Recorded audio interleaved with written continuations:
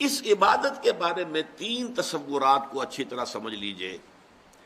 ایک تصور جو ہمارے عوام کا ہے، عوام الناس، جو حلا عبادت سے مراد کیا ہے؟ نماز، روزہ، حج، زکوٰۃ، اللہ اللہ خیر صلی اللہ، چند ریچولز، چند رسومات جنہیں مراسم عبودیت کہا جائے گا، ان کے اوپر ان کا پورا تصور عبادت جو ہے اسی پر مشتمل ہے، اس سے آگے کا تصور ہی نہیں۔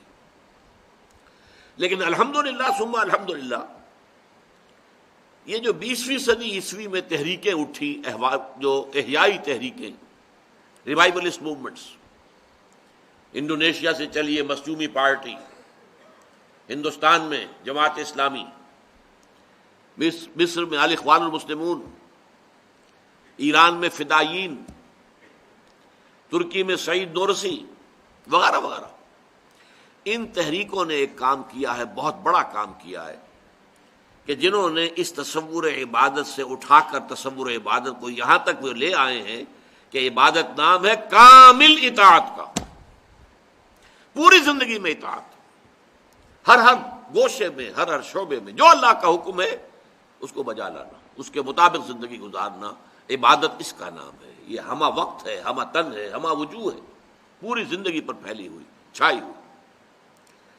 البتہ اس میں بھی بعض اعتبارات سے ابھی کمی ہے۔ یہ جو میکینیکل پروسیس ہے، میکینیکل اطاعت، اوبیڈینس، صرف اس کو عبادت نہیں کہیں گے جب تک کہ اس میں محبت کی شیرینی شامل نہ ہو چکی ہو۔ اللہ تعالیٰ کی محبت کے جذبے سے سرشار ہو کر اللہ کی ہمہ تن ہمہ وقت بندگی کرنا، یہ عبادت ہے۔